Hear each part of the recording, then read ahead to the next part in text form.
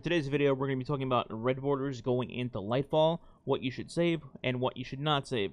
So, going into Lightfall, Bungie has stated that weapons that do not drop as a deep side pattern will no longer be dropping as red borders. So, let's say you get a random blowout in Crucible.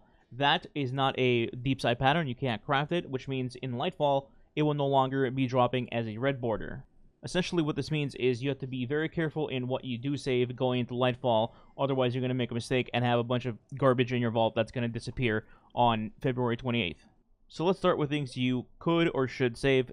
Yes, I know my vault is in shambles, leave me alone, let's move on. So things that you should be saving. Here, I have Dare's weapons saved up as red borders because they're deep side patterns, they're easy to get. You actually have one guaranteed red border per week as well from Dare's, so it's a nice little gimme bonus.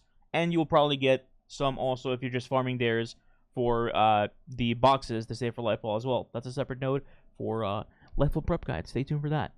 Then we have Throne World weapons. So you can get either the regular Throne World weapons that you can get through like patrol activities or lost sectors, whatever, on the planet itself. But you can also save the Wellspring red borders as well. So like the bow, the GL, the sniper, those are fine as well. So if you're farming like, let's say, a set of alloys in Wellspring, you can save those while you're doing that. Next, we've had this shotgun that I never was able to pronounce, the Ragnar. This shotty is actually basically a roll drop. You can get it from tons of different areas in the game. Prime engrams, just a random legendary drop in activities through umbrals. So you can keep this one, keep an eye out for it. Syncopation, same thing as the shotty. Moving on, we have a couple of pages here of dead drops. Then we have the Amit AR2. I think this is like a quest red board that was introduced with Taipan. It also can drop in primes and stuff, so keep an eye out on that. Then we're moving on to swords. Like I mentioned in Dares, you can get these and save them up. Then we have the Palmyra, also a world drop, prime, etc. If you get this, you can keep it as well. I'll actually show you a trick for this and the shotty here in a second. Then we have raid weapons. So we have King's Fall and we have Deepstone Crypt. If you get any extra red borders for these patterns that you already unlocked, by the way, Deepstone is next week where you can farm some. You can save these as well because they are, deep side patterns. They're still in the game. They're not seasonal, so those are fine to save as well. And then finally, we have a F-ton of Taipans here that I've gotten over time. This, like the shotty and the rocket, also can just drop in many activities / prime engrams. So keep an eye out on that as well. Also, in case you're curious, I'm probably going to be saving around 50 to 75 of these reds just to have a comfortable amount, because we don't know how scarce the amount will be for red borders going into Lightfall, given that they're most likely wiping away all the seasonal ones that we have currently right now. Speaking of which, so the seasonal vendors, we know that they're all going away with Lightfall, and with that, the certainty of these weapons remaining as red borders is not guaranteed. At least I don't think so. They might get put into some, legacy umbral system. They may or may not be available as red borders going in the future. We just don't know.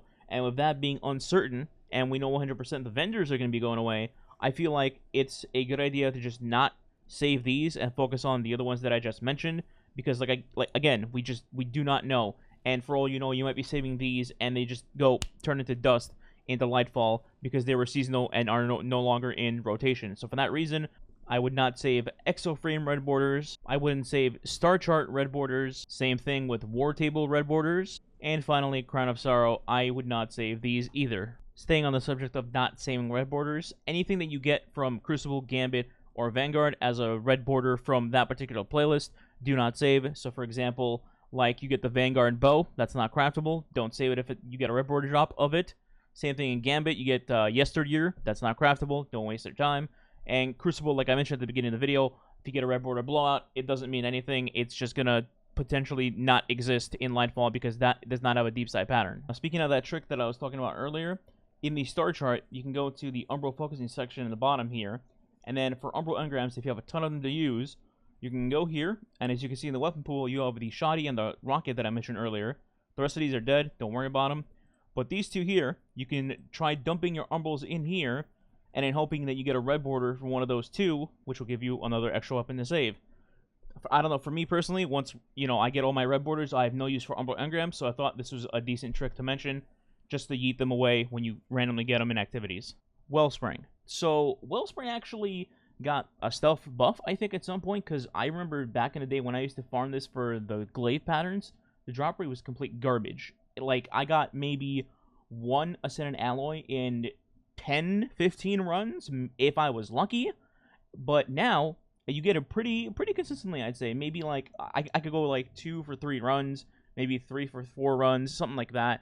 And then red borders. That's what we're here for, right? The red borders. They drop very consistently now. So it doesn't matter which weapon of the day it is, because they're all craftable. But you can get red borders while farming 4 alloys in here and get them fairly consistently. I would say you probably get a red border like every couple of runs, I imagine. That's how it's been for me anyway, in my experience. So I think this is overall the best method you can get for getting red borders. Obviously, there's other things you can do, like let's say you do King's Fall and you do the symbols of the week to get a guaranteed red border, and then you can buy one with spoils from Oryx. But that's once per week. This Wellspring is you can run this forever. In Dares, you can technically also run forever, but Dares, you know, it's a lower chance to get a red border, at least compared to Wellspring. Final thing I want to mention, most people are not going to do this. This is really for the dedicated / hardcore players that have teams to do this with.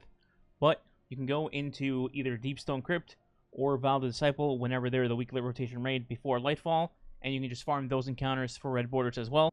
In terms of which encounter I would farm for each, in Vow, none of their encounters are particularly fast. Some are faster than others, but none of them are actually, like zoom through speed level fast. So in this case, I'd probably farm Rulk for 2 reasons. One, he drops 3 regular weapons in the Glaive, the Pulse, and Forbearance, the GL. But also you can farm for Collective Obligations if you don't already have it, or maybe somebody on your team doesn't have it. So that's probably my choice for Vow. I will say Caretaker can drop 4 different weapons, but Caretaker does take way longer than Rulk, even if you 2-floor Caretaker. So my choice is definitely Rulk. Deepstone is a toss-up. You can do Atrax or Taniks. Taniks would be the faster of the 2, but Atrax is the one that most people are going to want towards the guns because of Heritage and Succession. Though I will say do not sleep on the sword or the LMG from Taniks either. So my vote is Taniks, but either boss will be fine for Deepstone. So that's it. That's all I got for you guys today. Good luck with your red border farming, and hopefully you get 2 alloys to drop in 1 run, because occasionally that does happen. Other than that, leave some comments below if you have any questions, or maybe you have suggestions for your own red borders. And hopefully, happy hoarding for you going into Lightfall. Don't leave your vaults at like 599 out of 600 like psychos. All right. Catch you guys in the next video. Like, share, subscribe. It does help the channel. I stream daily on Twitch. Link for that in the description below. I'm leaving now. Bye.